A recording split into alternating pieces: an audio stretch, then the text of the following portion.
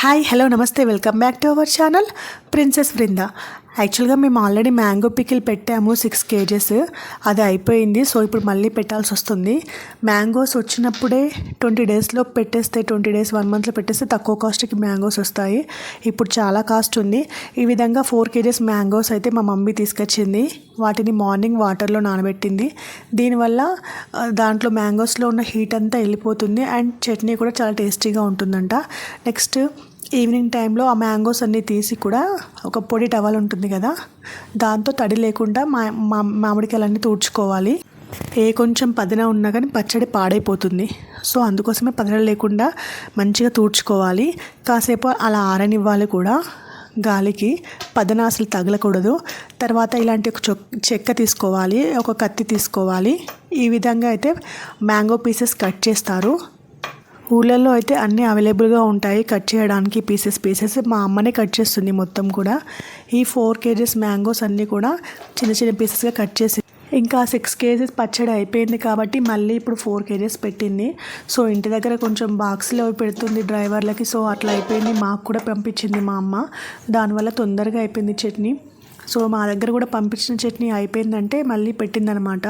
పెట్టి మళ్ళీ పంపించింది నాకు చట్నీ. చాలా టేస్టీగా గ్రేవీగా ఉంది ఫస్ట్ పంపిన చట్నీ. మరి ఈ చట్నీ కూడా ఎలా ఉంటుందో చూసేద్దాం, ఓకేనా?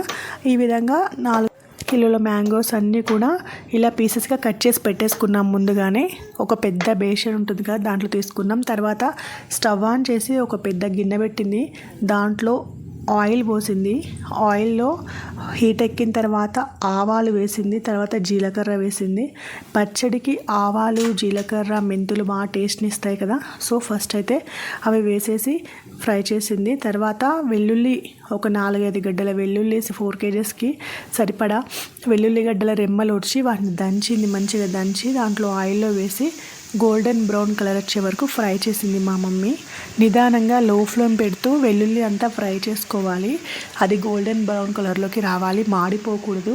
అలా ఫ్రై అయిపోయిన తర్వాత స్టవ్ కట్టేయండి. ఈలోపు పికిల్లోకి కావాల్సిన మసాలాలన్నీ కూడా రెడీ చేసుకోవాలి. ఆవాలు, మెంతి పొడి, జీలకర్ర పొడి, నువ్వుల పొడి, ఇవన్నీ మనం కట్ చేసిన మ్యాంగో పికిల్స్. దీంట్లో ఆవ పొడి, మెంతి పొడి, నువ్వుల పొడి, జీలకర్ర పొడి వేసింది. అవి క్వాంటిటీ అనేది 4 kgsకి సరిపడా తీసుకోవాలి. మా అమ్మ వంటల్లో చాలా ఆరితేరి ఉంటుంది. పికిల్స్ పెట్టడంలోని, కర్రీస్ చేయడంలోను, అన్నిట్లలో చాలా బాగా చేస్తుంది. చాలా టేస్టీగా కూడా ఉంటాయి. సో మా మమ్మీకి అన్నీ తెలుసు కాబట్టి ఈజీగా పెట్టేస్తుంది. అదే నన్ను పెట్టమంటారా? ఓసారి పెట్టాను మ్యారేజ్ అయిన తర్వాత. ఆ పికిల్ పాడైపోయింది. ఇంకా అప్పటి నుంచి పికిల్స్ పెట్టట్లేదు నేను. ఇంకా అలా ఉంటుందన్నమాట. అందుకే వంటలు మంచిగా నేర్చుకోవాలంటారు పెళ్ళికి ముందే. వంటలు అయితే నేర్చుకున్నాను కానీ పికిల్స్ పెట్టడం అయితే ఇంకా నేర్చుకోలేదు. ఎందుకంటే మా అమ్మ పంపిస్తుంది కదా, మా అమ్మ ఉన్న రోజులు నాకు నో ప్రాబ్లం. సో అందుకనే కానీ నేర్చుకోవాలి. ఇంకా అవన్నీ వేసిన తర్వాత సాల్ట్ కూడా యాడ్ చేయాలి. ఈ సాల్ట్ ప్లస్ ఈ మసాలాలన్నీ కూడా మంచిగా ఆ మ్యాంగో పీసెస్కి పట్టేలాగా మంచిగా కలపాలి. కలిపిన తర్వాత అది నిదానంగా సాల్ట్ అనేది కొంచెం మెల్ట్ అవుతూ ఉంటుంది. అయినా పర్లేదు, కలుపుతూ ఉండాలి. ఇవన్నీ కొంచెం ఆ పౌడర్ అంతా ప్రతి ఒక్క పీస్కి పట్టేలా కలపాలి. తర్వాత ఏముంది, ఇందాక మనం వెల్లుల్లి, ఆవాలు, జీలకర్ర వేసిన ఆయిల్ ఉంది కదా, ఆ ఆయిల్ చల్లారిన తర్వాత ఒక అరసోడు కారప్పొడి వేసింది. అంటే మన దగ్గర ఒక 1/2 కిలో అనుకోండి అరసోడు అంటే. మా అమ్మ వాళ్ళు అరసోడలు వాడతారు కాబట్టి దాంతో వేసింది. అరసోడు కారప్పొడి వేసి ఉండలు లేకుండా నిదానంగా నీట్గా కలుపుకోవాలి. దాన్ని మొత్తం ఎక్కడ కూడా ఉండగట్టకుండా చూసుకోవాలి.